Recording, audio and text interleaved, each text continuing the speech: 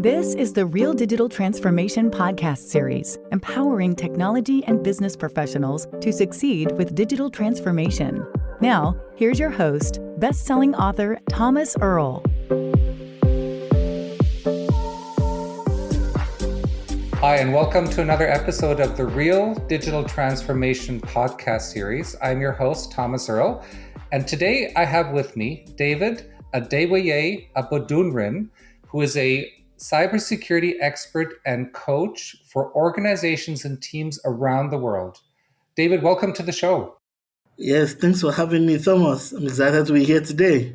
Super. I'm very interested in getting into your area of expertise, which is focused on cybersecurity, not just on its own, but also how it relates to digital transformation initiatives in particular, because that intersection of security concerns, planning for security, and understanding any new risks, new threats, and new requirements that we have when we embark on a digital transformation, it's a critical success factor, because not understanding that, not taking precautions, not factoring that into our plans could undermine our entire effort, could negate our entire investment in that.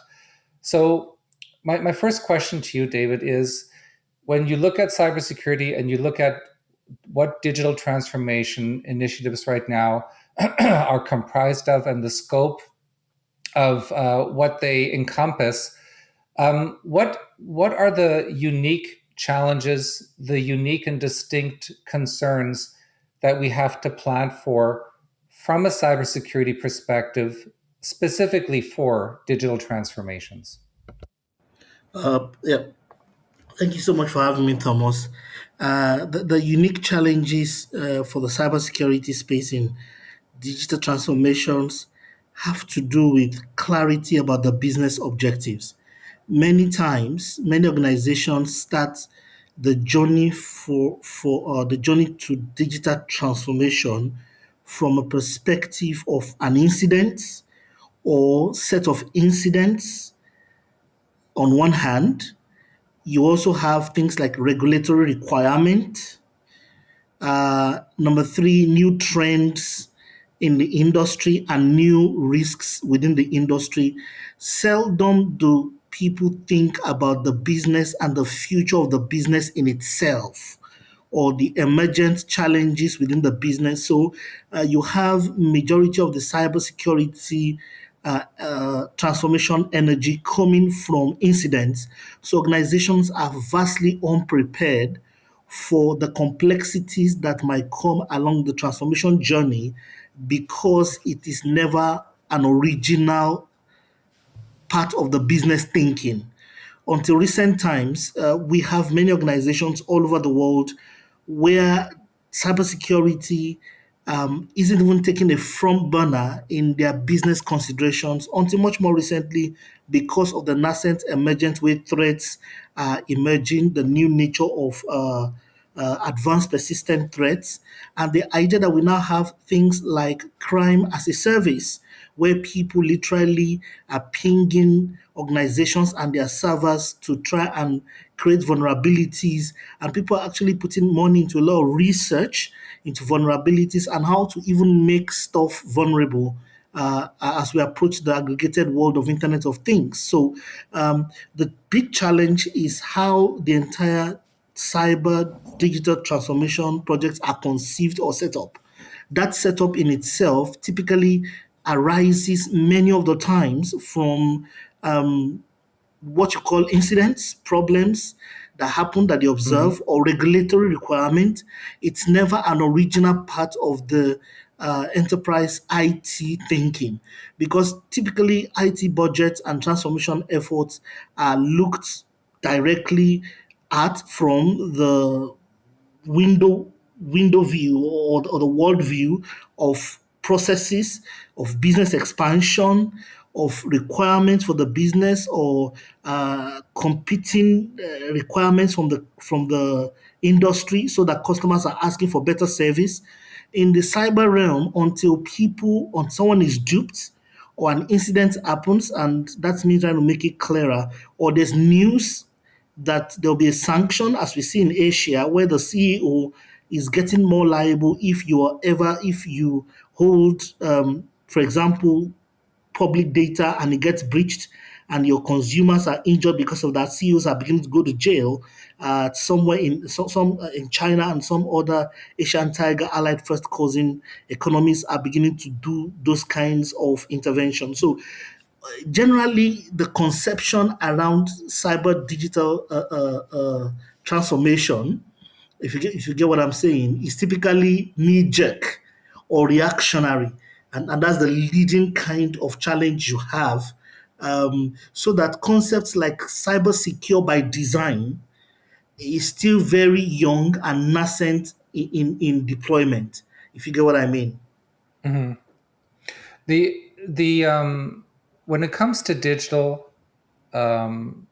solutions, the adoption of new digital technologies as part of these initiatives, and then we look at how that raises new requirements and concerns from a security perspective. In order to design our systems to be cyber secure in advance as much as possible, is it mostly about adopting newer, more contemporary cybersecurity tools and products and platforms, or is it also carry over into um, human practices and procedures so that human involvement, human error don't become the weak links in our IT enterprise? How have you seen that kind of form itself? Fantastic question, both actually. Much more recently, we have concepts like human firewalls, where we're discovering in digital transformation efforts that the more human beings are aware, and for example, the more we are able to get behavioral change so that people do not click, moving the dial of behavioral change from be cautious, from just clicking anything out of curiosity and interest and passion and love, which makes people vulnerable to phishing attacks and all the kinds of allied attacks that can be engineered around social relationships, as you have in social engineering on one side. How do we move people up the ladder of awareness to the point where they are very conscious, and we reduce the incidence of clicking by capacity building and seeing that behavioral change? Now, that is a major part of the cyber digital transformation efforts I've seen. And organizations that achieve that will have considerable less budget. You will have some amount of firewalling around your enterprise and landscape because human behavior has changed. And as we say in cybersecurity anyway, ultimately, all hacks are human acts. Ultimately, all hacks or all vulnerabilities typically would have the agency of a human being involved. And it's a very strong point. We also have points like tailgating, ensuring that your staff do not tailgate with someone else, or however you may want to look at it, because when an incident happens, that can pull all of us down because we don't know who is in the building and who is not, or who has access to our physical installations or not. So on one side, that is very powerful, and organizations need to begin to look at that. On the other side, you see, the nature of digital transformations until recently does not typically start from the cyber secure thinking. In fact, we are typically thinking customer satisfaction, faster processing times. We are thinking about process improvement. We are typically thinking about having our employees being able to satisfy our customers in time. We're looking at industry trends and industry average. We're looking at profitability. Seldom do you start the conversation from the risk management element of the new solutions and the new behavioral patterns that the customer is having, that is necessitating us to actually think cybersecurity. It doesn't start that way. So it's always an afterthought somehow. Now, the problem with that, and I don't blame CIOs and the CISOs and the entire management of the business practice. Remember, businesses are set up as entities that really want to make money. Now, because businesses want to make money, the challenge is it's not easy to think safety. Let me give you a practical example. When you can, there's something called over cyber security, where you have everything very secure, but it's now detrimental to the number of processes you can do per time or per minute. I mean, if you have to authenticate uh, your financial institution, and every time your people want to do a transaction, even if it's just to pay at the till, just swipe your card at the till. You still have to authenticate with either your thumbprint or iris or whatever. While that is secure, it may create customer dissatisfaction. So that trade-off, that business trade-off between security and the business result and objective we're looking for is not very easy for many businesses to think through. This is where security architects and solutions architects and enterprise architects need to have a nexus of thinking at the point of solutions design across enterprises, and also putting the front-end experiences of the customer into the picture. That's the only way we will have a robust thinking. Some things would work with just human awareness, and some things we must toughen or harden up. To select what would we toughen up on, so that we don't disturb customer satisfaction. As an example, we may be safe yet losing business. And the other point is, what people call cybersecurity at times is compliance and not cybersecurity. So because you're compliant, because you have ISO 27001, because you are NIST compliant, because you've done COVID or you've rolled out something to your enterprise, doesn't mean you are cyber secure. Cybersecurity is cybersecurity. While compliance are all the things you do to maintain regulatory requirements. Now, the organizations that have spent money on getting ISO certified, for example, and then they don't understand an incident. How did we have a breach? I thought we are ISO 27001 qualified, and they put that on all their website. They roll it out and they're happy about, which is good. But being cyber secure is deeper. Right. Of course, it is. You're right. It's much deeper. It needs to be deeper. Yep. I fully appreciate that. And with what you were just saying about human involvement, one of the things that gets heavily promoted, especially in the cloud computing space, is the increased sophistication of cloud automation within cloud platforms, and that carries over into the automation of security-related tasks, and it's marketed, it's promoted as being a better way to do cybersecurity because of many of the tasks that may have traditionally been performed by human security administrators. If they're now automated, then it reduces or eliminates the possibility of human error. What's your opinion about that? Have you had experience with that yet? Have you seen that in action? And do you think that increased automation, reliance on increased automation, is a good thing for the future of cybersecurity? Yes, there are the gains of it, there are the positives, and there are the negatives. The positives generally have to do with the idea that we are all in one location, so we can cyber secure. If you get what I mean, Yeah. we can cyber secure everything together, and we can have economies of scale. So you don't have to protect your server. I don't have to protect my server alone. It's better for all of us to have massive protection around central cloud infrastructures. That is the strength of the cloud. And again, there are also things like software as a service, where you just demand what you need per time, if you get what I mean, so that we don't have to have too many massive servers on site, and that can create environmental hazards too, and those also have implications on sustainability and disaster recovery and all of that energy, the recovery time for a business if there were to be an incident. And those are very strong reasons why I think I land up with cloud infrastructure. But the challenge is if, like you said, we have hacker groups or archivists who are just very hot headed, or we have right brass tags, government terrorists, what do you call them now? Hackers, national entities that are sponsored by governments who are hackers and they really decide to go into sophisticated attacks, as we have in the nature of advanced persistent threats, APTs.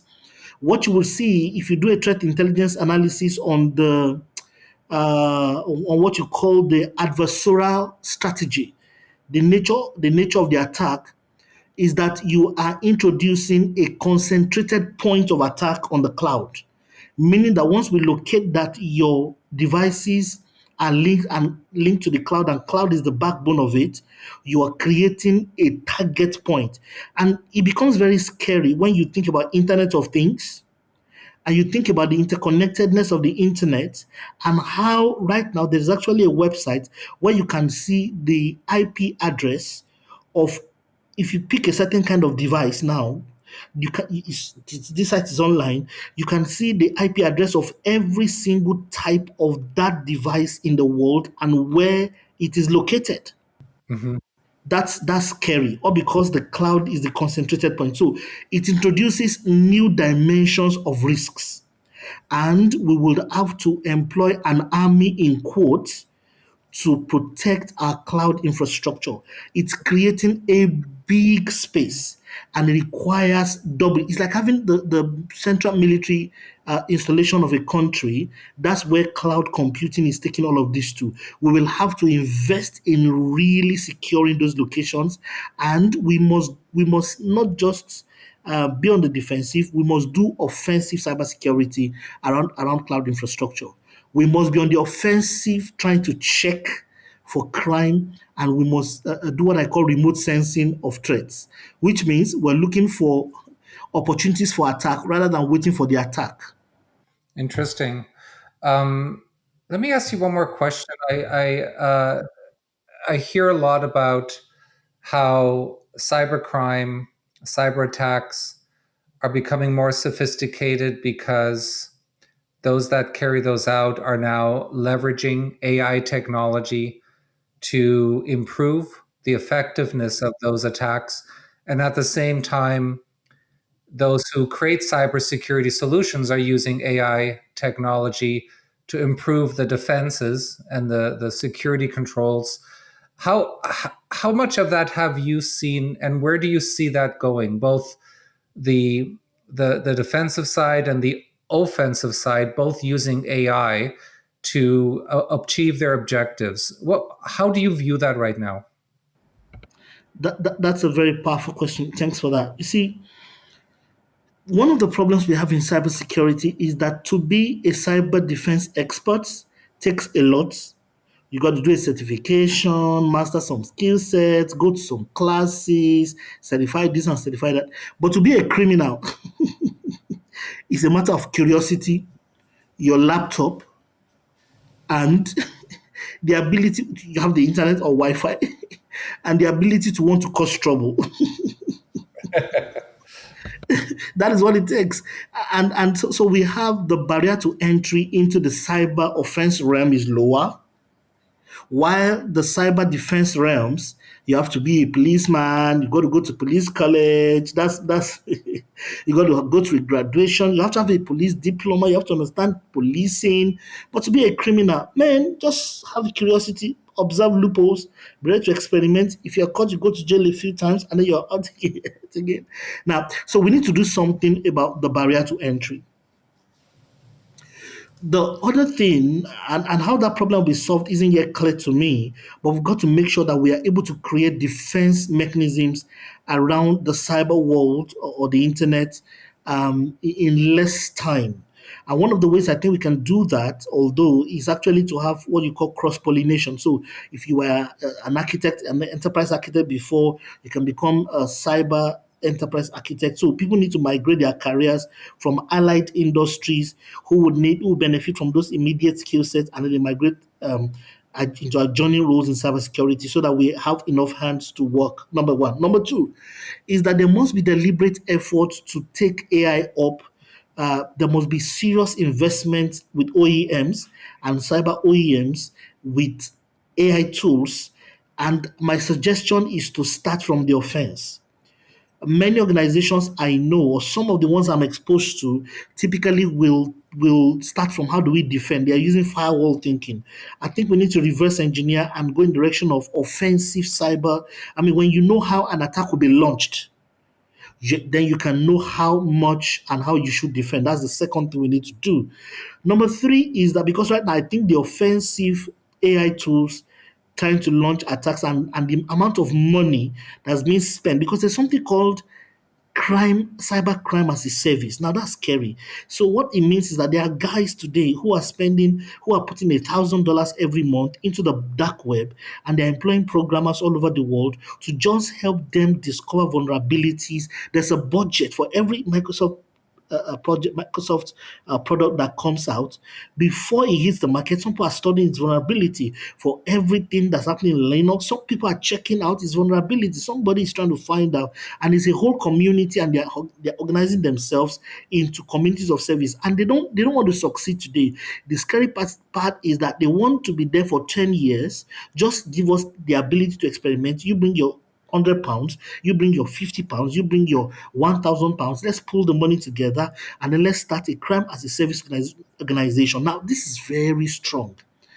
We must mirror that behavior in defense, meaning organizations must work together in clusters, and cyber groups must begin to have what I call communities of interest that will be ready to invest money into research and thinking to help us keep the world safer. The problem is that crime seems more organized than policing. We need to find a means of mirroring that interesting behavior of crime or crime psychology on the side of the defense systems. We need to have anti-crime as a service too, where people, platforms, and organizations that are interested in keeping the world safer. There's some of them, but the energy needs to increase, because what's happening on the dark web, if you study it and if you ask questions around it, I can't lie to you, Thomas, is slightly worrisome. We're not ready for the avalanche of what's about to hit us, how people are developing tools on the ground, and they are willing to spend money. They're willing to wait for 10 years of investing their money until they have a result. And they don't care how small the result is, and they're willing to develop more. Now we need to put that energy and put those kind of communities in place and encourage their development on the defense side. Interesting. That's it's very insightful, but as you said, it's also somewhat worrisome that we don't yet have that balance of the sophistication of the criminals versus the criminologists who should be there to help us prevent the increasing effectiveness of these cyber crimes and cyber attacks.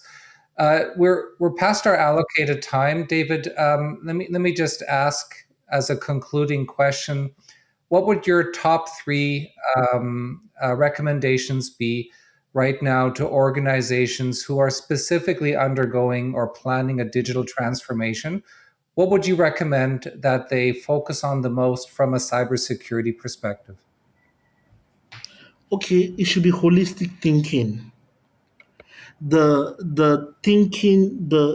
discussion between the business unit and the solutions designer stroke architect should involve the security architect, the cybersecurity architect, to design together, because there are trade-offs that can be made at design level, so that we don't get to implementation.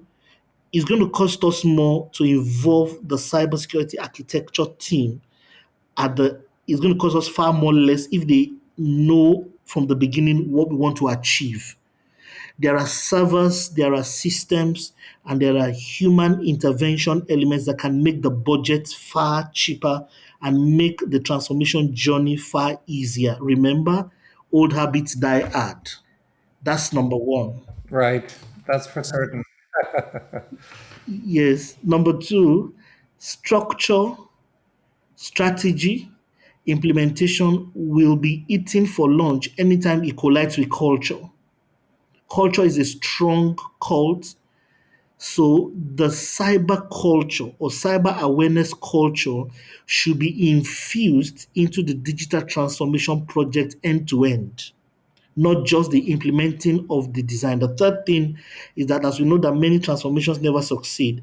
It's never about the technology, it's about the transformation of the business. It's not a technology transformation project. Typically, it should ideally be business transformation. Now, that subtle change to ensure that the business is what we have in focus must run through the line, because technology experts and enthusiasts like you and I, Thomas, we have a love for technology and we're always looking for the next thing. But look, where we don't need a sophisticated AI machine, where it's just an Excel sheet that we need, or we need something like an Oracle, smart Oracle database, why don't we use that? Why do we have to go for the kill? Except we're thinking life cycle engineering costing, where we want to amass more for the future because we anticipate growth. And as we do all of that, let's always think security. How many doors you install in your house is a function also of how secure you want to be, not just how many people will be entering and leaving your house and how comfortable they will be. So the two thinkings must go hand in hand and they must be holistic. But you involve the cybersecurity architects, and with the solutions architect and the design team ab initio, you will actually achieve more rather than consider to secure something that's been built already. It may cost us much more, as experience has shown. Super. Thank you, David. David, before we finish, please tell us a bit more about the services that you provide and the types of projects that you usually are there to support, just so that our audience better understands what you focus on right now. Yes, I work in business transformation and cyber, particularly with emphasis on the cybersecurity dimension. One of my big passion areas would be, how do you make your digital transformation project financially successful by employing more behavioral change and tactics, by moving up the dial of the cyber awareness, behavioral patterns, rather than just going all the way to solutions and making more firewalls. So subjects like human firewalls and how to install those within your enterprise are my forte within your so that you have some more budgets to be more productive as a business. I also work in threat intelligence to help you understand the threat landscape of your organization. Not just the risk landscape, the threat landscape, and that's about being offensive and do threat hunting, particularly on the behavioral side, layering that with whatever we get from the technology intel, if you have a SOC or not.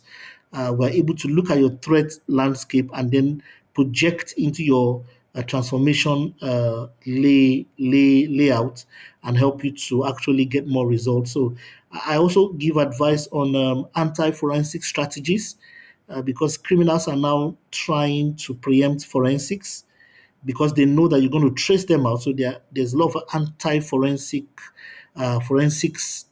strategies that cyber criminals are using. I'm trying to help organizations in that area, very young area, in how do we do anti forensics, and also I give general advice to CEOs and top execs on what to do to be cyber secure, especially ensuring that they don't break the bank in doing so. Basically, I also make sure that we are able to deploy in an agile way. I'm passionate about us having value, not 10 months down the line, but can we begin to get value for our cyber digital transformation projects from day one? How do we lay out our execution so that features can be rolled out in the emergent from month one or from month zero, if possible? that kind of thing, instead of us waiting 12 months or 13 months, and doesn't even mean that we are secure. And lastly, I also help organizations to see the subtle difference between compliance and cybersecurity. Because you have all the PCI DSSs of this world, you've got ISO 27001 and everything, doesn't mean you're cyber secure. You can even now have more vulnerabilities than before you implemented that. So helping businesses see the difference between governance and the cyber realm of security in itself, and what to do to achieve beyond governance and really becoming cyber secure. Yeah, those are the things that I work on. Super. Sounds very, very interesting and very important right now in the global IT community. So thank you for dedicating your career to helping organizations prevent cyber attacks, keeping them secure, and helping us stay on top of where all this is going right now in the future. David, I've really enjoyed our conversation. Thank you so much for your time today. Yeah, thank you, Thomas. I appreciate you too. Thank you for listening. Follow Thomas on LinkedIn